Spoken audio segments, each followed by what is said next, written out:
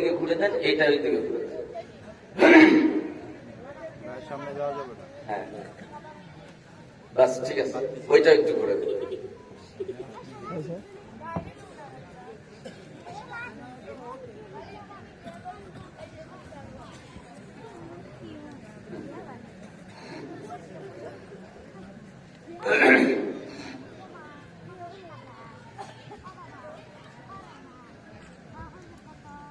জি হ্যাঁ ঠিক আছে ঠিক আছে। আর উপরে যে মাইক আছে ওইটা একটু কমায় দিবেন, বক্সের সাউন্ড বাড়ায়। উপরে হরেন কমায় দিয়ে বক্সের সাউন্ড।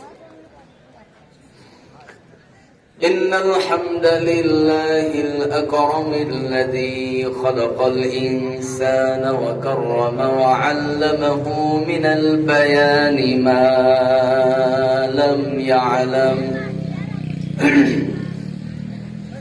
فسبحان الذي لا يحصى امتنانه باللسان ولا بالقلم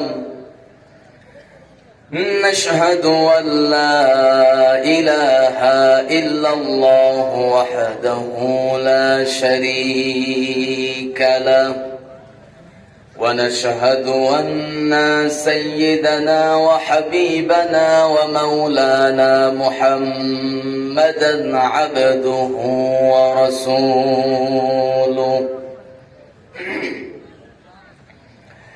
الذي أرسله بالحق بشيرا ونذيرا وداعيا إلى الله بإذنه وسراجا وقمرا منيرا فقد قال الله تبارك وتعالى في كلامه المجيد وفرقانه الحميد সবাই বলুন আউযু বিল্লাহি মিনাশ শাইতানির রাজীম বিসমিল্লাহির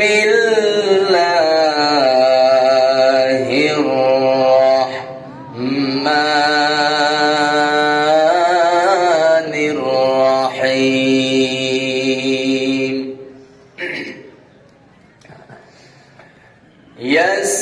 يسألونك عن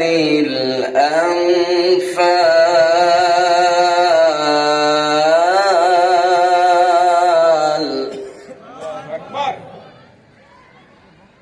قل الأنفال لله والرسول فاتقوا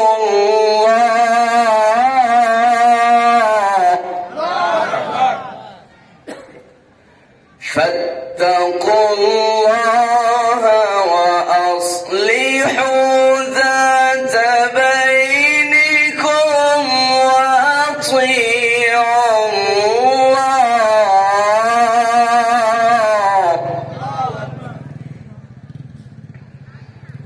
وأطيعوا الله ورسوله إن كنتم مؤمنين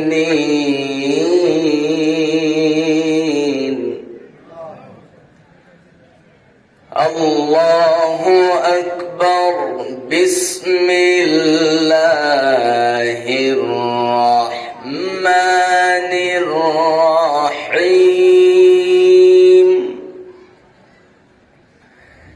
إن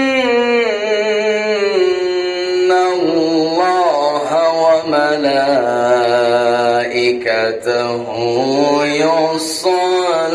يصلون على النبي يا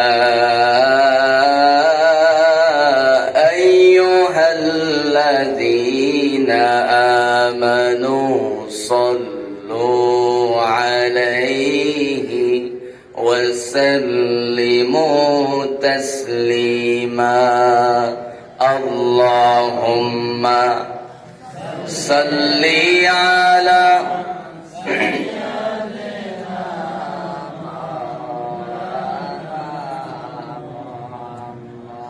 وعلى آل سيدنا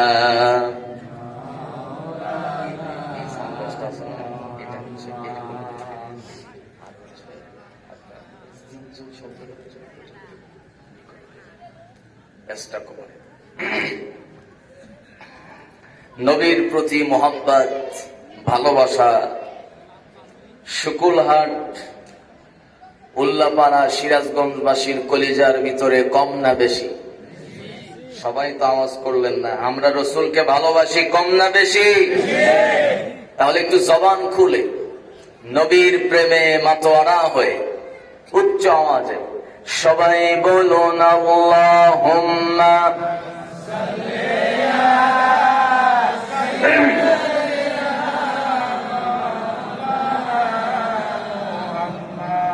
وعلى آل سيدنا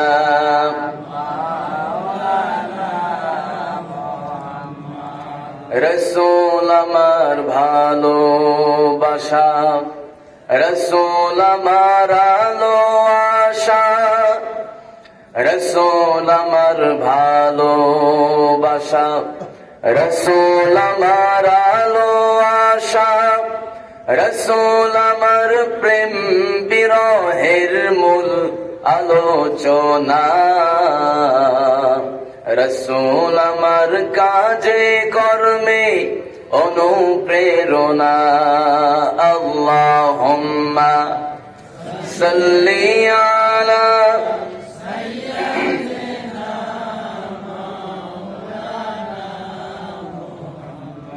وعلى آل سيدنا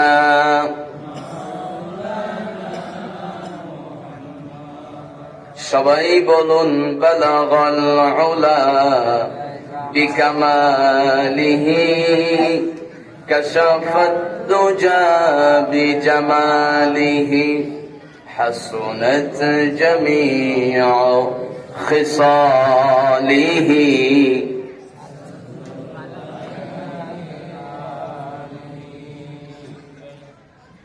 আজকের এই ওয়াজ মাহফিলে আসতে পেরে খুশি কারা কারা? দুইটা হাত আমি তাদের দেখতে চাই। সবাই হাত তুলছে? এই এত ছোট হাত উঠাইছে, সবাই হাত টান টান করেন, করছেন? হাতগুলো একটু নাড়া দেন। আল্লাহ প্রত্যেকটা হাত নবী প্রেমিক হিসাবে হাসরের ময়দানে উঠায় দিও। জোরে বলি আমিন। দেখেন সবাই হাত তুলছে, স্টেজে তুলে দিন। আচ্ছা মাশাআল্লাহ। এবার হাতগুলা শক্ত করে মুঠ করে বুক বরাবর নিয়ে চলে আসেন। বুক বরাবর আনছেন? হ্যাঁ, এবার একটু আমরা আল্লাহর নামে স্লোগান দিতে চাই, নবীর নূর নবীর নামে স্লোগান দিতে চাই। চাই কি চাই না? বিগত 17 বছর ঠিক মতো আল্লাহর নামটাও আমরা নিতে পারি নাই। স্টেজে ওঠা মাত্র স্লিপ দেয়, হুজুর ওয়াজ করবেন করেন, আল্লাহু আকবার স্লোগান যেন না হয়। কেন? কি আল্লাহু আকবার স্লোগান নাকি বিতর্কিত স্লোগান? নাউজুবিল্লাহ বলেন। এত আস্তে সবাই আওয়াজ করে কর নাউজুবিল্লাহ। আমি স্পষ্ট ভাষায় বলতে চাই, যারা আল্লাহু আকবার স্লোগানকে বিতর্কিত বলে, আমরা বলবো তার জন্ম বিতর্কিত মুসলমান। যারা বলেন ঠিক কিনা? সবাই গলাটা একটু ক্লিয়ার করেন, সবাই গলা ক্লিয়ার করেন, জোরে করছেন? হ্যাঁ, এবার হাতটা শক্ত করে বুক বরাবর নিয়ে আসছেন সবাই। এবার যারা আল্লাহর নামে উচ্চ স্বরে তাকবীর দিতে পারবেন না, সবাই বলেন আল্লাহুম্মা আমিন। কি পারবেন না আপনারা? আল্লাহুম্মা আমিন বললেন যে। যারা পারবেন এবার তারাই শুধু বলেন আল্লাহুম্মা আমিন। নারায়ে তাকবীর। যেটা আওয়াজ করবে না, আমি কিন্তু দেখতেছি। নারায়ে তাকবীর। আল কোরআনের আলো, কোরআন হাদিসের আলো, সংসদে জালো, নূর নবী যেখানে, আলেম উলামা যেখানে, ডিপজল পরিমণি যেখানে, নারে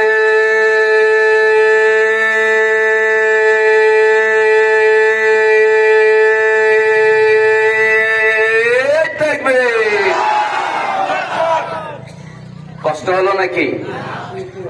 হ্যাঁ?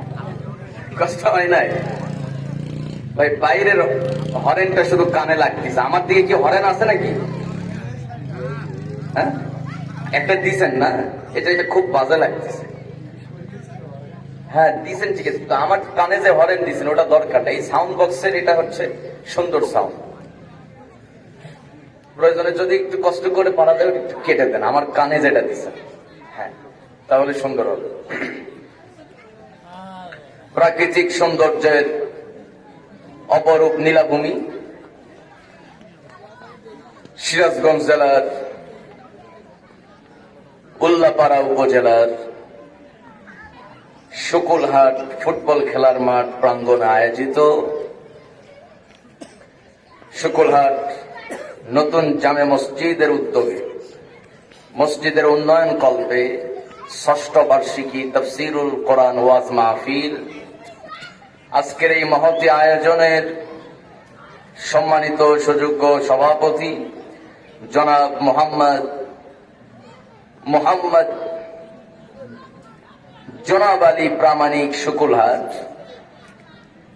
আছেন উনি কোথায়? ও মাশাআল্লাহ, আল্লাহ নেক হায়াত দান করুন।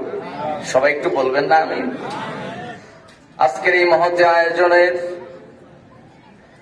সম্মানিত প্রধান অতিথি জনাব আলহাজ মাওলানা রফিকুল ইসলাম খান সাহেব এবং আরো একজন প্রধান অতিথি জনাব খান সাইদ হাসান জ্যোতি ভাই, প্রধান মেহমান বৃন্দ, বিশেষ অতিথিবৃন্দ, সম্মানিত হাজী সাহেব বৃন্দ, আমার পূর্বে কথা বলেছেন বিশিষ্ট আলেমে দ্বীন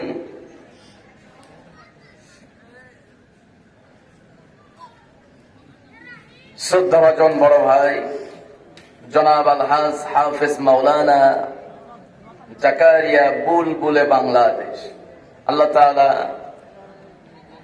হুজুরকে নেক হায়াত দান করুক। সারা বাংলাদেশ কেন সারা বিশ্বময় তার কোরআনের দাওয়াতকে আল্লাহ কবুল করুক। আরো জোরে বলি আমিন। আচ্ছা, মহিলা প্যান্ডেল কোথায়? এই পাশে মহিলা প্যান্ডেলে বক্স আছে? নাই ভাই, উপরের সাউন্ড একটু কমায় দেন ভাই। বক্সের সাউন্ড কত সুন্দর সাউন্ড ভিতরের জন্য, কানের মধ্যে এরকম ঝ্যানঝ্যান একটা শব্দ আসতেছে বাইরে থেকে, এটার জন্য আমি সেফলি কথা বলতে পারছি না। একটু এটা ইয়ে করেন, বাইরের সাউন্ডটা একটু বন্ধ করেন প্রয়োজনে। এই বক্সের সাউন্ড নিতে পারবো না আমরা, কিন্তু খুব সুন্দর সাউন্ড এটা, কিন্তু বক্সের সাউন্ড ক্লিয়ার আসতেছে না। আলোচনা করেছেন আরব বিশ্ববিদ্যালয় Dhaka B honours M A Kamil অধ্যয়নরত হযরত মাওলানা আলমগীর হোসেন সাহেব। আলোচনা করেছেন হাফেজ কারি মাওলানা আবু আইয়ুব আল জুলফিকারি হাফিজাহুল্লাহ। আলোচনা করেছেন মাওলানা আব্দুল মান্নান জিহাদি সাহেব। আল্লাহ তাআলা প্রত্যেক আলেমে দ্বীনকে আল্লাহ তাআলা ইসলামের জন্য বিশ্বময় কবুল করুক। আরো জোরে বলি আমিন। স্টেজে এবং সামনে বসা হযরত ওলামায়ে কেরাম, ফদলায়ে আযম, সুশীল সমাজ, জাতির শ্রেষ্ঠ সন্তান শিক্ষক মন্ডলী, জাতির বিবেক সাংবাদিক বৃন্দ, দূরে ও কাছের বিভিন্ন স্থান থেকে ছুটে আসা তাওহীদের পতাকাবাহী, কালেমার ঝান্ডাবাহী, দ্বীন ইসলামের নরসরদুল, নবী প্রেমিক, প্রাণ প্রিয় দ্বীনী ভাইরা, আলোচনার সূচনায় স্মরণ করছি শ্রদ্ধাভরে পর্দার আড়ালে আমার প্রাণ প্রিয় মা এবং বোনেরা। শুরুতে আমি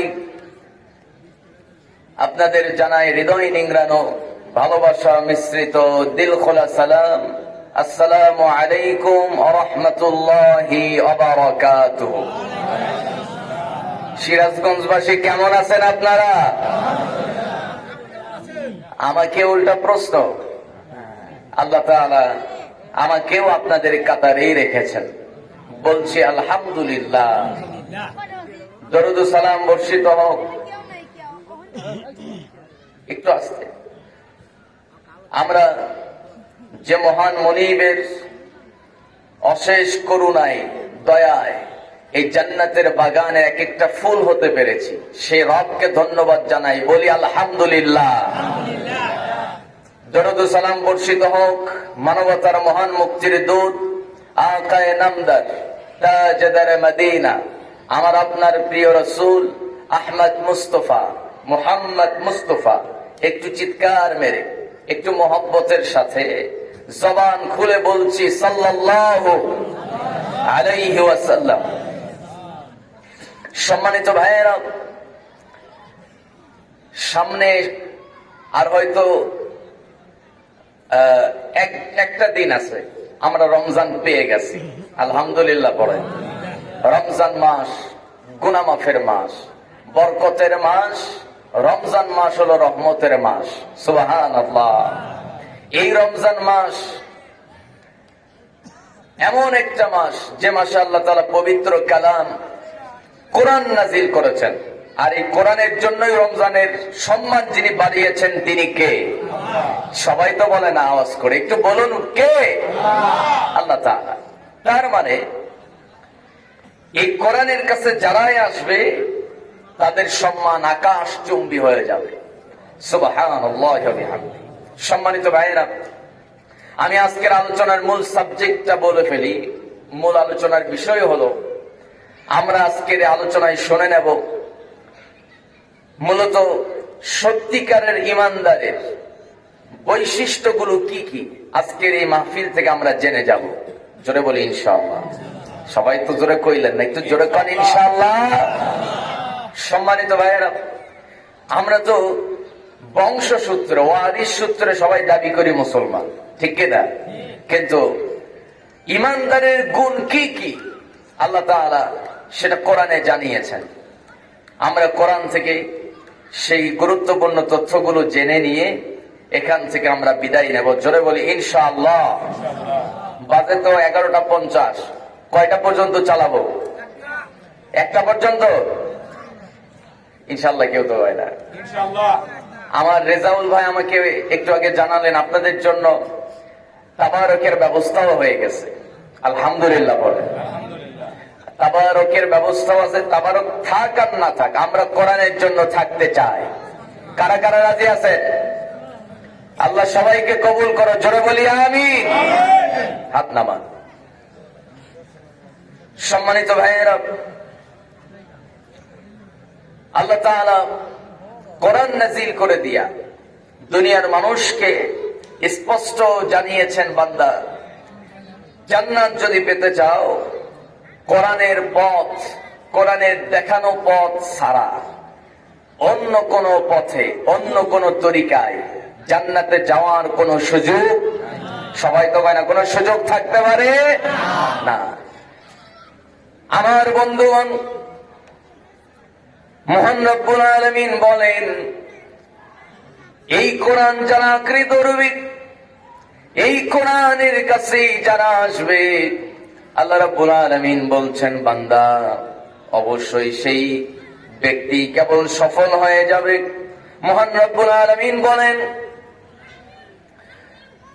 তাবারাকাল্লাযী নাযালাল ফুরকানা আলা আবদিহি লিয়াকুনা লিল আলামিনা নাযীরা।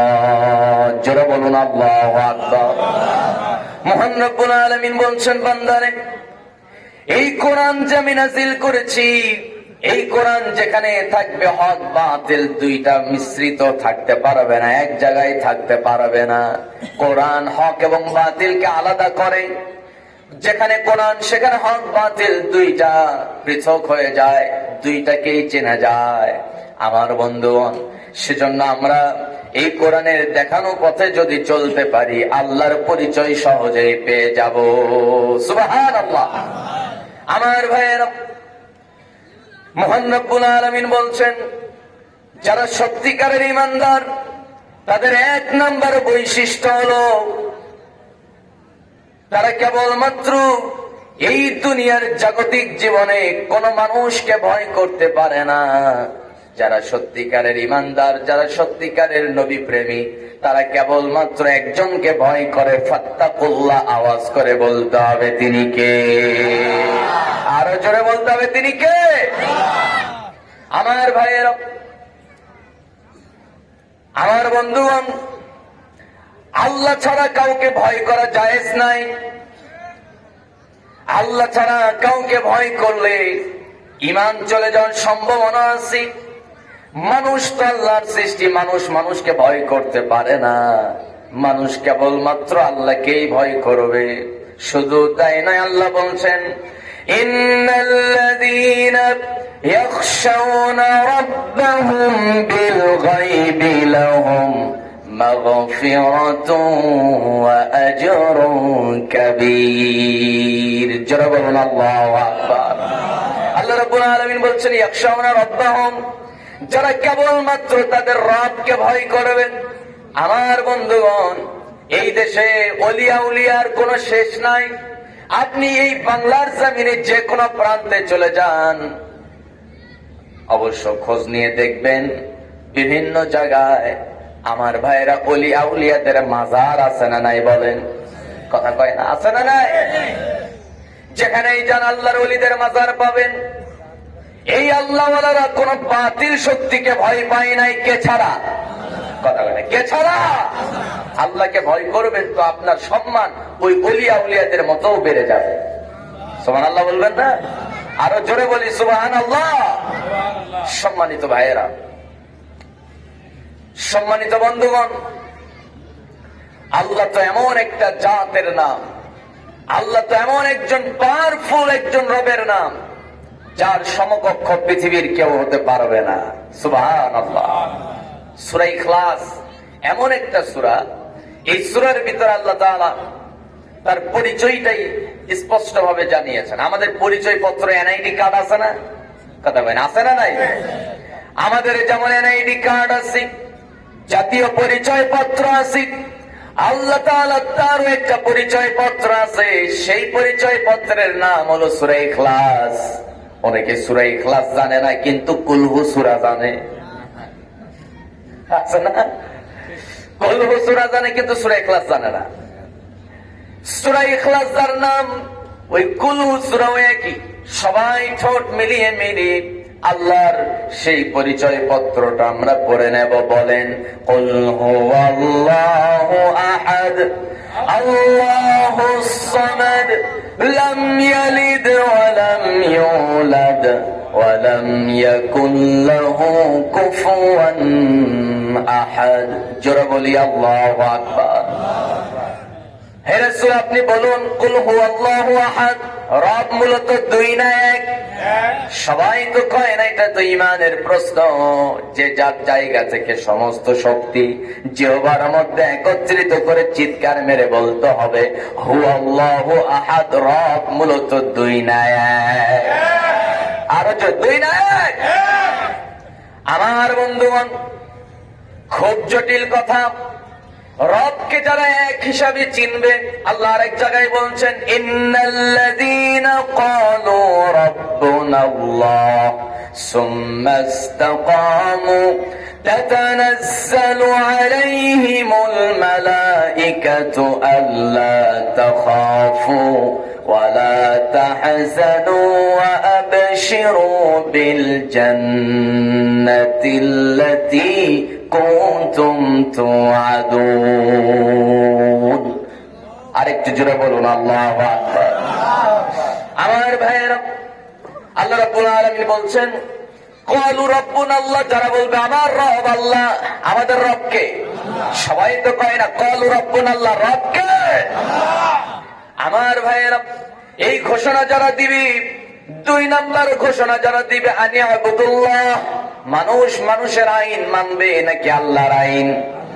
সবাই তো বলে না, মানুষ মানবে কার আইন? আল্লাহর আইন।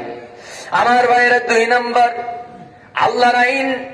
আমি আল্লাহর আইন ছাড়া কারো আইন মানি না, এই ঘোষণা যারা দেবে, তিন নাম্বার ঘোষণা, ইন্নাদ-দীনা ইনদাল্লাহিল ইসলাম। আমি তো সেই দল করি যেই দলের মনোনয়ন, যেই দলের স্বীকৃতি দিছে আমার আল্লাহ। এই তিন ঘোষণা যারা দেবেন, এই তিন ঘোষণা দেওয়ার পর মহান রব্বুল আলামিন বলেন, সুম্মাস্তাকামু তাতানাজ্জালু আলাইহিমুল মালাইকা আল্লা তাখাফু ওয়া লা তাহজানু ওয়া আবশিরু বিল জান্নাতিল্লাতী কুনতুম তুআদুন। যারা বলুন আল্লাহু আকবার। সুম্মাস্তাকামু, শুধু এই ঘোষণা দিলেই হবে না, এই কথার উপরে ইস্তেকামত থাকতে হবে, অটল থাকতে হবে, অবিচল থাকতে হবে। না না, আমার রব আল্লাহ ছাড়া আর কেউ হতে পারে না। ক্বালু রব্বুনা আল্লাহ, রবকে। দুই নাম্বার, আনি আবুদুল্লাহ, আমার আইনদাতা আসিফ নজরুল নয়, আনিসুল হক নয়, আমার আইনদাতা কে? সবাই তো বলেন আমার আইনদাতা কে? তিন নাম্বার কথা হলো, আমি তো সেই দল করি যেই দল স্বপ্ন দেখে ইসলামী সমাজ বিনির্মাণে আল্লাহ প্রদত্ত আইন প্রতিষ্ঠার জন্য যারা সংগ্রাম করে, আমি তাদের সাথে আছি। ইন্নাদ-দীনা ইনদাল্লাহিল ইসলাম। এই তিন কথা যারা বলবে, এই তিন কথার উপরে যারা অটল থাকবে, সুম্মাস্তাকামু, রব বলছেন, ও বান্দা, আমি তাকে ওয়াবশিরু বিল জান্নাত, জান্নাতের ঘোষণা ডাইরেক্ট দিলাম না, আগে আমি জানায় দিতেছি, আল্লাহ তাখাফু ওয়া লা তাহজানু, কোনো টেনশন নাই, কোনো ভয় নাই। আমার বান্দা জেনে রাখো, এই তিন ঘোষণা দেওয়ার পর, এই তিন ঘোষণার উপর যখন অটল থাকতে যাবে, ও বান্দা, তোমার উপরে নানান হামলা মামলা চলে আসবে, তোমারে বানাবে রাজাকার, তোমারে বানাবে যুদ্ধ অপরাধী, আছে না নাই? কথা বলেন, আছে না নাই? মিথ্যা তহমত দিয়া ফাঁসির রশি পর্যন্ত পৌঁছায় দিবে। ভয় করা যাবে না, আল্লাহ তাখাফু, কোনো টেনশন নাই, কোনো ভয় নাই। ওই ফাঁসির রশির ওই পারেই আছে আল্লাহর জান্নাত, ঠিক কিনা? আমার ভাইয়েরা, আমার বন্ধুগণ, এই দেশ যখন স্বাধীন হলো, দেশের সার্বভৌমত্ব রক্ষার জন্য যখন ভারতের আগ্রাসনের বিরুদ্ধে যখন শহীদ প্রেসিডেন্ট জিয়াউর রহমান মাথাচাড়া দিয়ে উঠলেন, যখন তিনি ভারতের আগ্রাসনের বিরুদ্ধে যখন অগ্রণী সক্রিয় ভূমিকা পালন করলেন, গোপনে নিবৃত্তে তাকে শহীদ করা হলো, খুন করা হলো, হত্যা করা হলো, ঠিক কিনা? শুধু তাই নয়, সিলেটের একজন সাহসী নেতা ইলিয়াস আলী, তাকে গুম করে খুন করা হলো। বাবর সাহেবকে কত বছর ধরে জেলখানায় বন্দী করা হলো। কারণ আমার বন্ধুগণ, এরপরে আমি বলবো, বিশিষ্ট ইসলামী চিন্তাবিদ, এদেশের উজ্জ্বল নক্ষত্র, তাফসীর জগতের মহাসম্রাট দেলোয়ার হুসাইন সাইদি রাহিমাহুল্লাহ, তাকে 13 বছর জেলখানায় বন্দী করলো মিথ্যা মামলা দিয়া। আমার বন্ধুগণ, বিএনপি জামাতের বড় বড় নেতৃবৃন্দকে ফাঁসির রশিতে ঝুলিয়ে তাদেরকে দুনিয়া থেকে বিদায় করলো। যাদেরকে দুনিয়া থেকে বিদায় করা হয়েছে মিথ্যা মামলা দিয়া, মিথ্যা ষড়যন্ত্র করে, এই সব মানুষগুলো যদি বাংলার জমিনে জিন্দা থাকতো, এই দেশের মানুষকে দিল্লির গোলাম বানানো যেত না। আসতে বলবেন না, ঠিক কিনা? আমার ভাইয়েরা, এই সাহসী নেতাগুলো যদি আমার দেশে জিন্দা থাকতো, আমার বন্ধুগণ, এদেরকে মারার পিছনে মূল উদ্দেশ্য হলো এই দেশকে ভারতের অখণ্ড রাজ্য তৈরি করা। আসতে বলবেন না, ঠিক কিনা? কিন্তু এটা সফল হবে না, তারা কখনো এই রাস্তায় সফল হতে পারে। এই দেশ হচ্ছে ওলিয়া উলিয়াদের দেশ, এই দেশ হচ্ছে শাহজালালের ভূখণ্ড, ঠিক কিনা? সম্মানিত ভাইয়েরা, গৌর গোবিন্দ, তার অস্ত্রের নাই কোনো শেষ, সৈন্য সামন্ত অনেক বেশি, কিন্তু শাহজালালের অস্ত্র ছিল? কথা কয় না, ঘুমাই গেছেন বোধহয়। শাহজালাল রহমাতুল্লাহ আলাইহি, তার কি অস্ত্র ছিল? কোন অস্ত্র ছিল না, তার বাহিনী ছিল না, তার হাতে এমন একটা শক্তি ছিল, 2 শব্দের এক বাক্য আল্লাহু আকবার, এই এক শব্দ পারমাণবিক বোমার চাইতে ভয়ঙ্কর। জোরে চিল্লায় বলতে হবে, ঠিক কিনা? সুতরাং কোন ব্যক্তি, কোন পরাশক্তির রক্ত চক্ষুকে ভয় করার টাইম নাই। আমরা কেবলমাত্র আল্লাহর উপরে বিশ্বাসী। যারাই আমাদের সামনে এই দেশকে ফাঁসিবাদের দেশ বানানোর ষড়যন্ত্র করবে, ওই আল্লাহু আকবার স্লোগান দিয়ে তাদেরকে বাংলার জমিন থেকে মূলোৎপাটন করা হবে। রাজি আছেন কারা কারা? দুইটা হাত আমি তাদের দেখতে চাই মুসলমান।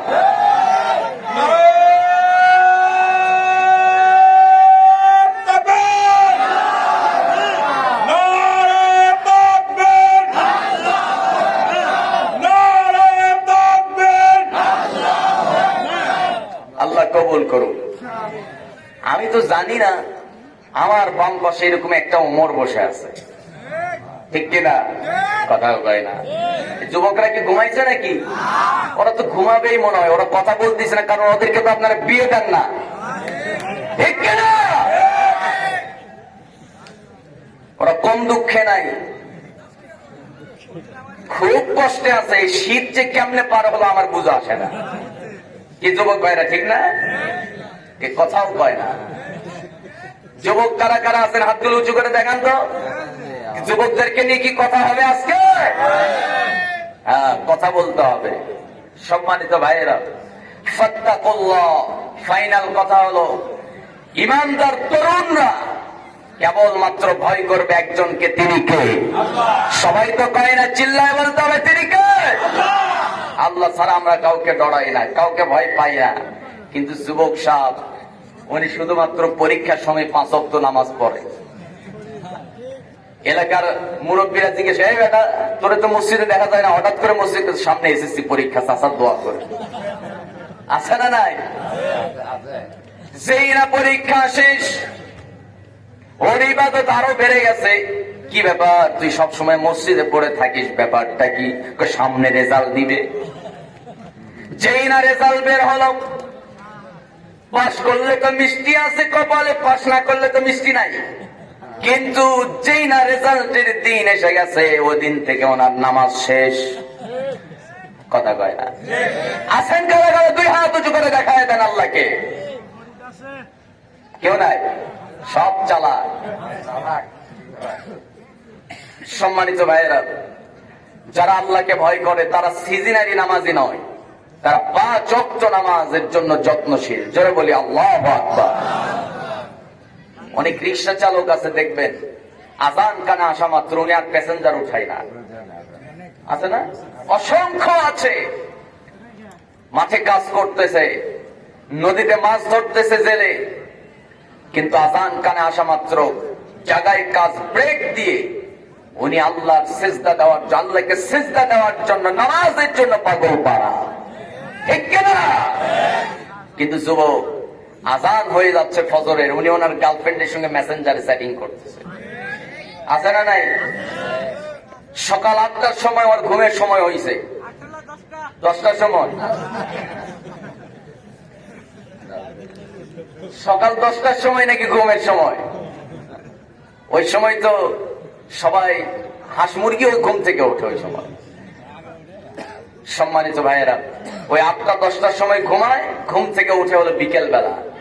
বিকেল বেলা ঘুম থেকে উঠে কোন কাজ না। আচ্ছা বলেন তো, এই লোকটাকে কি বলবেন? জাতীয় অলস ছাড়া কিছু বলা যাবে না। সারা রাত একটা মেয়ের সঙ্গে আপনি অবৈধভাবে মেসেঞ্জারে কথা বললেন, অথচ ওই রাত শেষ তৃতীয়াংশ আল্লাহ প্রথম আসমানে আসে, বলে কে কে আছো, যদি গুনাহ থাকে মাফ চাও, মাফ করব। মনের মধ্যে কষ্ট থাকলে আমারে বল, আমি সব কষ্ট দূর করে দেব।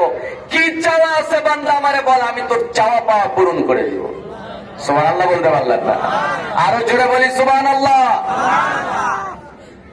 আমার বন্ধুগণ, আমার ভাইয়েরা, গভীর মনোযোগ।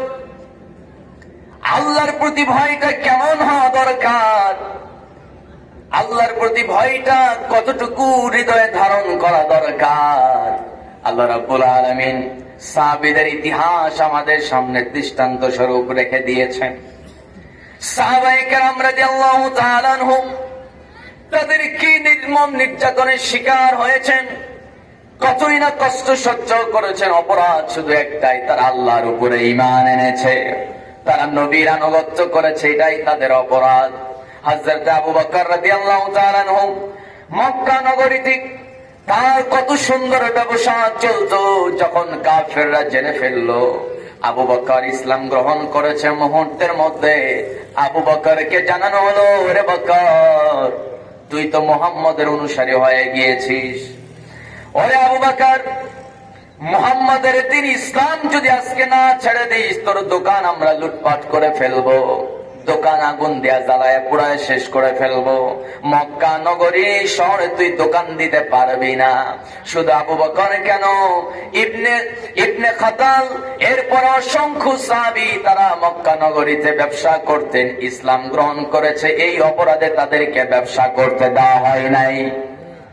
আমার বন্ধুগণ, হযরত আবু বকর রাদিয়াল্লাহু তাআলা আনহু সকালবেলা ঘুম থেকে উঠলেন, প্রতিবেশী বন্ধু এসে বলতেছে, ওরে আবু বকর, তুমি তো টেনশন মুক্ত, কিন্তু তুমি কি জানো তোমার যে দোকানটা আছে গতকাল রাতে দোকানের সব মালগুলো লুটপাট করা হয়েছে। হযরত আবু বকর তার চেহারার মধ্যে কোনো চিন্তার ভাঁজ নাই, তার চেহারার মধ্যে হতাশার কোনো ছাপ নাই। সুবহানাল্লাহ কইতে পারলেন? তার চেহারার মধ্যে কোনো ক্লান্তি নাই, কোনো হতাশার ছাপ নাই। হযরত আবু বকর মুস্কি একখান হাসি দিয়া বলছেন, আমার এরকম একটা দোকান কেন, মক্কা নগরীতে যদি 1000টা দোকান থাকতো, আল্লাহর জান্নাতের বিনিময়ে সব দোকানগুলো যদি তারা শেষ করে দিত, আমি আবু বকর ইসলাম ছেড়ে দিতাম না। আমার বন্ধুগণ, হযরত আম্মার, আমার নবীর একজন তরুণ সাহাবী, আম্মার ইসলামের জন্য কি না নির্যাতন সহ্য করেছেন।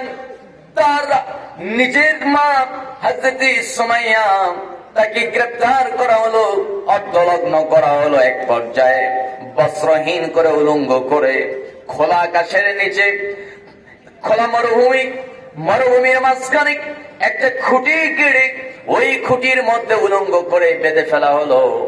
স্ত্রী হযরত সুমাইয়ার সামনে তার স্বামী ইয়াসিরকেও বেঁধে ফেলা হলো, সবাইকে উলঙ্গ করে বেঁধে ফেলা হলো। বলা হলো, ওরে সুমাইয়া, এই মুহূর্তে যদি তুই ইসলাম না ছেড়ে দিস, ওই যে তাকায় দেখ মদ্যপানরত এই যুবকগুলো একটু পর এসে তোকে গণধর্ষণ করবে তোর স্বামীর সামনে, তোর স্ত্রী, তোর সন্তান আম্মারের সামনে। হযরত সুমাইয়া রাদিয়াল্লাহু তাআলা আনহা আসমানের দিকে তাকায়া কিছুক্ষণ পর মাথা নিচু করে চোখ বন্ধ করলেন কিছু সময়। এরপরে মুস্কি হেসে বলছেন, আমার ইজ্জত কেন, আমার তো তোরা উলঙ্গই করেছিস, আমার কি বার দেখার বাকি আছে? আমার জান মাল সবকিছু তো আমি জান্নাতের বিনিময়ে আমি তো সবকিছু আল্লাহর কাছে দিয়ে দিয়েছি।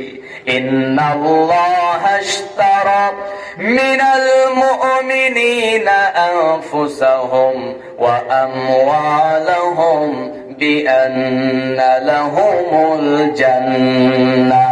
যারা বলি আল্লাহু আকবার। হযরত সুমাইয়া বলছেন, আমার জান্নাত তো আল্লাহ খরিদ করে নিয়েছেন, বিনিময়ে আল্লাহ জান্নাত দেওয়ার ওয়াদা করেছেন। আল্লাহর ওয়াদা তো সত্য, কেবল তো আমার জান নেওয়া শুরু করেছিস, নিয়ে নে, অসুবিধা নাই, আমার সবকিছু নিয়ে নে, অসুবিধা নাই। আমি কেবল মাত্র আমার জানমাল কুরবান করলাম, আমি আমার আল্লাহর জান্নাতের বিনিময়ে আল্লাহর সন্তুষ্টির জন্য। চিল্লায় কর আল্লাহু আকবার। আমার ভাইয়েরা, যত নির্যাতন করা হয়েছে তত তাদের ইমানটা বেড়ে গেছে। হাজারো নির্যাতনের শিকার হয়েও কাফেরদের জুলুম অত্যাচারকে ভয় পান নাই, কেবলমাত্র তাদের কলিজা জুড়ে ভয় ছিল একমাত্র একজনের, আওয়াজ করে বলতে হবে তিনি কে। সে আল্লাহর ভয় আমাদের কলিজায় থাকার দরকার আছে না নাই? কথা কয় না, আছে না নাই? এলাকায় সুদখোর আছে নাকি? আছে, সুদখোর আছে, কম না বেশি? সর্বনাশ। তাহলে সুদের একটা ওয়াজ করে, রমজান মাসে সুদ ছাড়ে না। রমজান মাসে সুদের লেনদেন হয় অন্য সিস্টেমে। আমি একটু বলেই ফেলি, রমজান মাসে রোজা থেকে কিছু সুদখোর, ভদ্র কিছু সুদখোর আছে, রমজান মাসের রোজা থেকে সুদের টাকা হাতে লেনদেন করে না। কথা কয় আছে না? রোজা থেকে তুই টাকা দিবি ঠিক আছে, কিন্তু এই টাকা আমি রোজা থেকে আমি এই টাকা নামতে পারবো না, কারণ আমার রোজা নষ্ট হয়ে যাবে। আছে না নাই? উনি ইফতারের পরে সুদের টাকা হাতে নিবে, ইফতারের পরে। ইফতারের আগে সুদের টাকা নিবে না, ঘুষের টাকা নিবে না। সম্মানিত ভাইয়েরা, একজন পুলিশের এক এসআই, উনি ঢাকাতে, আমার পরিচয়, ঢাকাতে উনি থাকতেন, এখন কোথায় জানি ট্রান্সফার হয়ে গেছে। আমার মসজিদে নামাজ পড়তো। তো বেচারা উনি আমারে বলে, হুজুর রমজান মাস যে বেতন পাই চলতে পারি না। তো ঘটনা হলো, রাতের বেলা একটু এই কিছু নেই আর কি, রাতের বেলা রাস্তাঘাটে একটু কিছু নেই, তবে ওটা তো রাতের বেলা, আমি তো রোজা থেকে কিছু নিচ্ছি না, পাপ কি এটা কি হবে? পাপ কি হবে? চিন্তা করছেন আপনারা? মানে উনি রোজা থেকে টাকা মানে ঘুষ নেয় না, রাতের বেলা হালাল উপায়ে ঘুষ নেয়। এরকম আছে না নাই? এলাকার হাজী সাহেব চাকরি জীবনে সুদের কারবার ছাড়তে পারে নাই, অবসরে আসছি তাও ছাড়তে পারে না। ওই হাজী সাহেবের হেডামি আলাদা। মসজিদের মধ্যে পোলাপানে একটু দুষ্টমি করলে, নামাজের মধ্যে একটু হাসাহাসি করলে, নামাজ যেই শেষ হয়, বিপ্লবের বেটা কইরে, এই লোকটা জীবনে সতর্ক হবে না। এই পোলা সবসময় মসজিদের দুষ্টামি করা হয়, তাও আনবে। মানে ছোট বাচ্চার বাবা যদি একটু শখ করে তার বাচ্চাটারে মসজিদে নিয়ে যায়, ও পরে বিশাল বেকায় দেয়। আছে না? কথা কয় না? আছে না নাই? আমার কথা কি ক্লিয়ার বোঝা যাচ্ছে? অথচ আপনি আজকে ছোট বাচ্চাকে ধমক দিয়ে কথা বলছেন। ও চাচা, সম্মান রেখে বলি, আমার নবী কোনোদিন কোন বাচ্চাকে ধমক দেয় নাই। সুবহানাল্লাহ কইতে পারলেন না? আর একটু চিল্লায় বলি সুবহানাল্লাহ। আমার নবী মসজিদে নববীতে সিজদায় পড়ে আছি। মসজিদে নববীর ইমাম আমার নবী মুহাম্মদুর রাসূলুল্লাহ সাল্লাল্লাহু আলাইহি ওয়াসাল্লাম, নবীজি ইমামতির দায়িত্ব পালন করছেন যখন নাকি নবী আমার সিজদায়। এমন সময় আমার নবীর কলিজার টুকরা আদরের নাতি হযরতে ইমামে হুসাইন রাদিয়াল্লাহু তাআলা আনহু, যিনি কারবালার প্রান্তরে শহীদ হয়েছেন, আল্লাহু আকবার, হযরতে হুসাইন রাদিয়াল্লাহু তাআলা আনহু নবীর কাঁধের উপরে উঠেছেন, নবী সিজদায়। আমার নবীর কান দুইটা দইরা আওয়াজ করে বলতেছে, যা ঘোড়া যা। সুবহানাল্লাহ কবেন না? যা ঘোড়া যা। নবীজি অপেক্ষায় আছেন কখন আমার ঘাট থেকে নামবে, আমি তখন মাথা উঠাবো। এক পর্যায়ে দেখা গেল দীর্ঘ সময় হয়ে গেছে, হুসাইন ঘাট থেকে নামে না। এক পর্যায়ে নবীজি সিদ্ধান্ত নিলেন, সিজদার টাইমটা অনেক দীর্ঘ হয়ে যেতেছে, এরকম করে যদি আমি সিজদায় পড়ে থাকি, সাহাবীদের নামাজের মনোযোগটা নষ্ট হয়ে যাবে। নামাজের মনোযোগ নষ্ট হয়ে গেলে তো এটা তো একটা বড় গুনাহের কাজ হয়ে যাবে। নবীজি এই চিন্তা মাথায় নিয়ে যেই না সিদ্ধান্ত নিলেন এখন মাথা উঠাবেন, মাথা কেবল উঠাবেন, ওই মুহূর্তেই আমার নবীর কানের কাছে মুখ এনে হযরতে জিবরাইল ফেরেশতা এসে বলছেন, ইয়া রাসূলুল্লাহ, দয়া করে মাথা উঠাবেন না, কারণ নানা এবং নাতির এই দৃশ্য আল্লাহ তাআলা আসমান আর শাজিম থেকে দেখে দারুণ খুশি হয়ে গেছে। আর একটু জোরে বলি সুবহানাল্লাহ। ইয়া রাসূলুল্লাহ সাল্লাল্লাহু আলাইহি ওয়াসাল্লাম, ওগো নবী, আপনি দয়া করে মাথা উঠাবেন না। আপনি যে চিন্তা করছেন আল্লাহ তো জানে। আপনি ভাবতেছেন, আপনি চিন্তা করছেন সাহাবীদের নামাজের মনোযোগ নষ্ট হবে না, আল্লাহ তাআলা আরো দ্বিগুণ নামাজের মনোযোগ তাদের বৃদ্ধি করে দেবে। কারণ আপনার কাঁধে যেই আল্লাহর যে গোলাম, আপনার কাঁধে আপনার নাতি যে উঠেছে, আপনার নাতি সাধারণ কোন নাতি নয়। এই ইমামে হুসাইন কারবালার প্রান্তরে তিনি মুনাফিকদের ষড়যন্ত্রের শিকার হয়ে তিনি জান দিবে, কিন্তু বাতিলদের সঙ্গে এই হুসাইন কোনদিন আপোষ করবে না। আরো জোরে বলি আল্লাহু আকবার। সম্মানিত ভাইয়েরা, কারবালার সেই নির্মম ইতিহাস আমরা সবাই জানি, ঠিক কিনা? তিনি আপোষ করেছেন? কথা কয় না? আপোষ করছেন? সেই ইয়াজিদ নামক এখনো মুখোশধারী কিছু আলেম ওলামা বাংলার জমিনে আছে, যারা যারা ইয়াজিদকে, ইয়াজিদের নাম নিলে বলে রাদিয়াল্লাহু তাআলা। নাউজুবিল্লাহ কবেন না? সম্মানিত বন্ধুগণ, আমার নবীজি মাথা উঠালেন না, নবীজি প্রাণ ভরে সিজদাতে আল্লাহকে ডাকা শুরু করলেন। কারণ নবীজি চিন্তা করছেন, আমার কাঁধে বরকতময় একজন মানুষ বসে আছে। সুবহানাল্লাহ। নবী আমার সিজদাতে চোখের পানি দিয়া জায়নামাজ ভিজায় দিলেন। আমার নবী যদি সিজদাতে ঠিকই, যদি আমার নবী ইমামতির দায়িত্ব পালন করা অবস্থায় যদি ছোট্ট শিশুকে যদি ধমক না দেয়, আমি আপনি ধমক দেওয়ারে কে বলেন? সম্মানিত ভাইয়েরা, এই জন্য ছোট বাচ্চা মসজিদে যতদিন দুষ্টামি করবে, ছোট বাচ্চার কান্নার আওয়াজ, হাসির আওয়াজ যেই মসজিদে যত বেশি, ওই মসজিদে যতগুলো মানুষ, ওই এলাকার যত মানুষ নামাজ পড়বে, সবগুলো মানুষ ভাগ্যবান। কারণ ওই এলাকায় কোনদিন কাফের মুরতাদের জন্ম হবে না। জোরে বলি ঠিক কিনা? এটা আমার কথা নয়, বলেছেন মুহাম্মদুর রাসূলুল্লাহ সাল্লাল্লাহু আলাইহি ওয়াসাল্লাম। আর আপনি আপনার এলাকার ছোট বাচ্চাদেরকে মসজিদে ধমক দেবেন, ওই বাচ্চা পরে আর মসজিদে আসবে না। ও যাবে গাঞ্জার আড্ডায়, ও যাবে নারীর আড্ডায়, ও যাবে মদের আড্ডায়, ও ইসলামের দুশমন হয়ে দাঁড়িয়ে যাবে। সেদিন আপনি কিছু করতে পারবেন না। জোরে বলুন ঠিক কিনা? সুতরাং যুবকরা মসজিদে আসবে, তাদেরকে বুকে টেনে নেন। দাদু ভাই, তুমি মসজিদে আসছো, একটা চকলেট নাও। দাদু ভাই, কালিমাটা বলো তো। এরপরে আত্তাহিয়াতুটা একটু শোনাও, সূরা ফাতিহা একটু শোনাও। এই দাদুরা 4-5 জন 10 জন চলে আসছে, চকলেট দেব, সূরা ফাতিহাটা শোনাতে হবে। ও সূরা ফাতিহা বলতে না পারলে পরের বার এসে বলবে আপনি একটা চকলেট দিয়েছেন। আপনি যেদিন মারা যাবেন, আপনার ছেলে খুব একটা আপনার জন্য দোয়া করতেও পারে, নাও পারে, কারণ জমি তো ঠিক মতো পায় নাই, ঠিক কিনা? কিন্তু ওই ছোট্ট শিশু একদিন তরুণ হয়ে যাবে, যুবক হবে।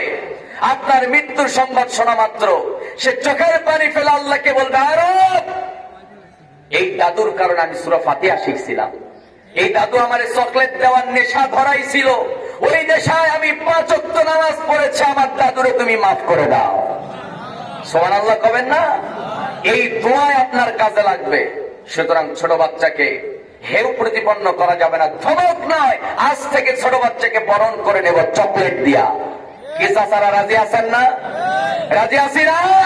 কারা কারা রাজি আছেন হাতগুলো উঁচু করে দেখা। আল্লাহু আকবার, নারায়ে তাকবীর, নারায়ে রিসালাত। হাত নামা। সম্মানিত ভাইয়েরা, সম্মানিত বন্ধুগণ, কষ্ট হচ্ছে নাকি আপনাদের? কষ্ট হচ্ছে নাকি? চালাবো? চলো। হ্যাঁ, ইনশাআল্লাহ। সম্মানিত ভাইয়েরা, তাহলে আমাদের ফার্স্ট কর্মসূচি হলো একমাত্র এই জাগতিক দুনিয়াতে চলার পথে কোন ব্যক্তি নয়, প্রশাসন নয়, কোন লিডার নয়, কোন নেতা নয়, একমাত্র আমরা ভয় করবো একজনকে হাত উঁচু করে দেখায় দিয়ে বলতে হবে তিনি কে। চিল্লায় বলেন তিনি কে? আল্লাহ তাআলা। যার কলিজার ভিতরে আল্লাহর ভয় আছে সে কি বিড়ি টানতে পারে? হুজুর যেই ওয়াজ ধরছেন অসুবিধা নাই, আমি বিড়ি ছাড়তেছি না, ঠিক কিনা?